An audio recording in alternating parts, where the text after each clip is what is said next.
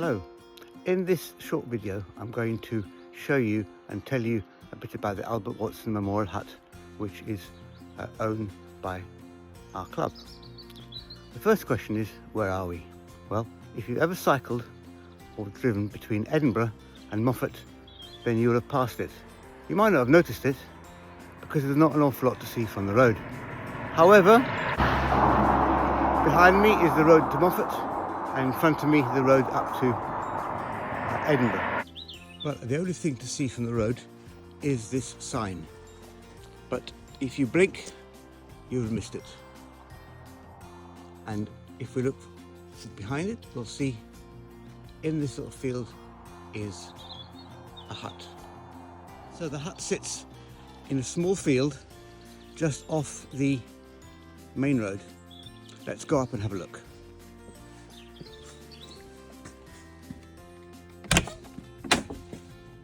And here we are. The first thing you'll see is there's a little annex with a kitchen. The kitchen has a stove, a sink. We will go into the main part of the hut, and here we are. As you can see, it's quite a cozy little room and very light and airy. In this corner we have a stove, a wood-fired stove. When that's on, that can really make the hut very nice indeed. Along the walls are pictures. The hut has accommodation for 12 people in 3 bunk rooms. This is the biggest one, which sleep 6. There's a smaller one that takes 4 people, the room for 2. Being somewhere to stay, the hut also acts as a sort of archive of the club's history. On the wall here are a number of photographs of various club members, some of whom you might know, who have stayed in the hut over the years. There's a collection of books and other artifacts to while away the hours in the evenings. Of Albert Watson himself, after whom the hut is named. Albert was a very keen cyclist and member of the club before the Second World War, but unfortunately he was killed during the war. A bit of history of this hut is a series of guest books in which visitors are asked to sign their name. This is the original one,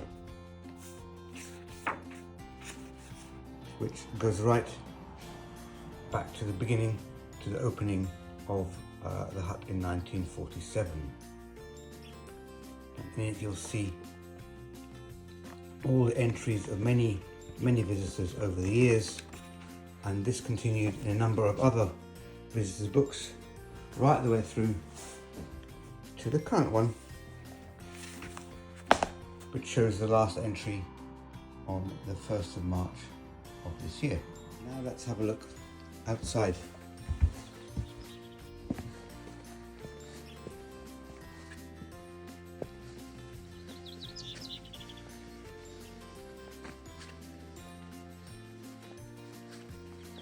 At the back of the site, sitting down in the dip where the old railway line was, are 3 small buildings. The first one is a storage shed that's very handy for leaving a bicycle here. The second is a chemical toilet. Well, and the less said about that the better. And the last one is a shed for storing wood for the stove.